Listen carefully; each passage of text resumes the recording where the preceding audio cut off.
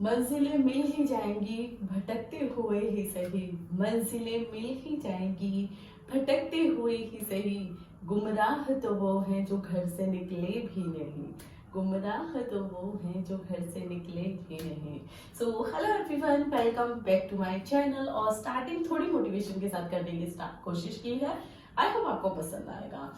First semester का syllabus मैं पहले ही आप सबके साथ शेयर कर चुकी हूँ, ठीक है। अगर फर्स्ट सेमेस्टर के आप स्टूडेंट हो और आपने अभी तक नहीं देखी है तो आप कमेंट कर सकते हो, आपको रिप्लाई मिल जाएगा। अदरवाइज आप मेरी लास्ट वीडियोस भी चेक कर सकते हो। बट जैसे कि आपको पता है दीपावली आ गई तो उसमें बिजी हो गई, तो मैंने क्लासेस को पॉज कर दिया कि मैं दीपावली के बाद स्टार्ट करूंगी। अब से रेगुलर डेली क्लासेस मिलनी है आपको। अब वो आप पे डिपेंड करता है आप कितनी क्लासेस लोगे। आपकी जानकारी के लिए बता दूं, अब आपके एग्जाम होने वाले हैं, ठीक है। दिसंबर या जनवरी में, ठीक है, आपके एग्जाम होंगे। तो आपके पास सिर्फ ये नवंबर और दिसंबर का ही टाइम है, क्योंकि 20 दिसंबर के बाद ही एग्जाम होंगे, अगर होंगे तो।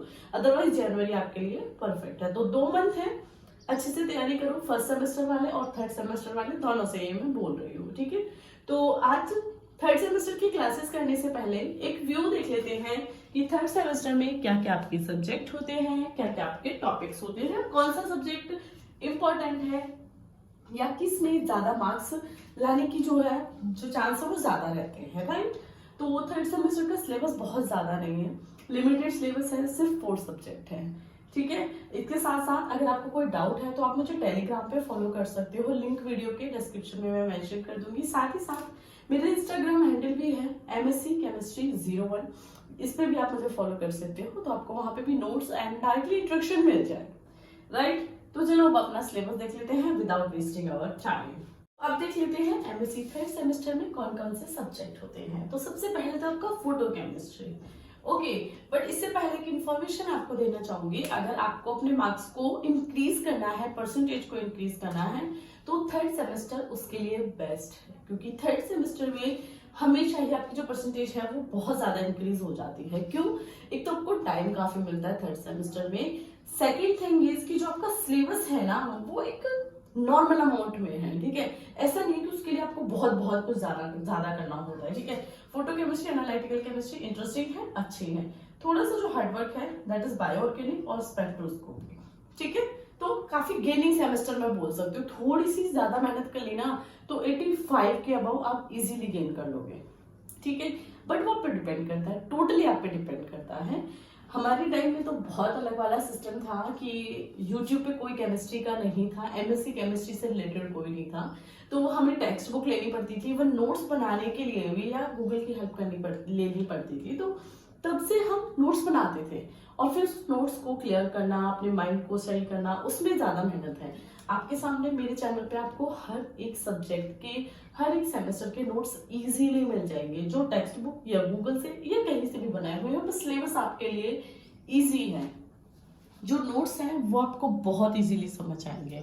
और सबसे ज्यादा जो प्रॉब्लम मुझे आजकल फेस करने को मिल रही है दैट इज कि स्टूडेंट के हमेशा कमेंट होते हैं कि मैम हिंदी हिंदी हिंदी। देखिए, मेरे नोट्स आपको इंग्लिश में मिलेंगे बट मैं आपको हिंदी में भी समझाती हूँ। ये चैनल मैंने तो इंग्लिश में ही स्टार्ट किया था, बट जैसे कि आप सबका इंटरेस्ट है कि हिंदी मीडियम वाले स्टूडेंट भी बहुत है, तो इसीलिए मैंने इस पे हिंदी में भी क्लासेस स्टार्ट की हैं। यानी कि मैं टॉपिक को हिंदी में भी कवर कराती हूँ कि हिंदी मीडियम के स्टूडेंट को भी वो समझ आ जाए। टॉपिक, सिलेबस, नोट्स सब कुछ इंग्लिश में रहेगा, बट आपको समझाना मेरा हिंदी में भी होता है, हिंदी प्लस इंग्लिश, जिससे कि कोई भी प्रॉब्लम ना रहे, ठीक है। बाकी MSc में अगर मैं यूपी की बात करूं, हरियाणा की बात करूं, आप हिंदी यूज नहीं कर सकते हो एग्जाम में, आपको सिर्फ इंग्लिश ही यूज करनी है, राइट। ये आप सबके डाउट थे जो कमेंट मुझे लास्ट टाइम में मिल रहे थे, तो मुझे लगा एक क्लास में ही मैं इंक्लूड कर दूंगी। तो जो स्टूडेंट कंप्लीट क्लास देखते हैं उन्हें तो बिल्कुल इन्फॉर्मेशन मिलेगी ही। और कोशिश करो आपके बाद जो क्लास आएंगी उन्हें कंप्लीट देखो, ठीक है। तो चलो अब देख लेते हैं। Second is spectroscopy. स्पेक्ट्रोस्कोपी अच्छा है, आपको सेकेंड सेमेस्टर में भी मिला था, ठीक है। बट कुछ यूनिवर्सिटीज है जो सेकंड में नहीं देके सिर्फ थर्ड में देती हैं, तो स्पेक्ट्रोस्कोपी थोड़ा उनके लिए टफ पड़ सकता है। बाकी मैं कराऊंगी, इंपॉर्टेंट कराऊंगी, तो बिल्कुल भी टफ नहीं रहेगा, right. Third is analytical chemistry and that is very very best. अगर आपको उससे की पॉइंट्स मिल जाते हैं और आप सिर्फ की पॉइंट्स को तैयार करते हो तो उससे बेस्ट आपके लिए कुछ भी नहीं रहेगा। तो एनालिटिकल केमिस्ट्री भी काफी अच्छे अच्छे मार्क्स आपको गेन करा देता है, क्योंकि इसमें कुछ डायग्राम्स हैं, कुछ थ्योरेटिकल पार्ट ऐसे हैं कि अगर वो प्रैक्टिकली आपने समझ लिए तो उन्हें थ्योरेटिकली आप बहुत अच्छे से लिखोगे, जैसे कि क्रोमेटोग्राफी, और वो आपको बहुत अच्छे मार्क्स दिलाते हैं।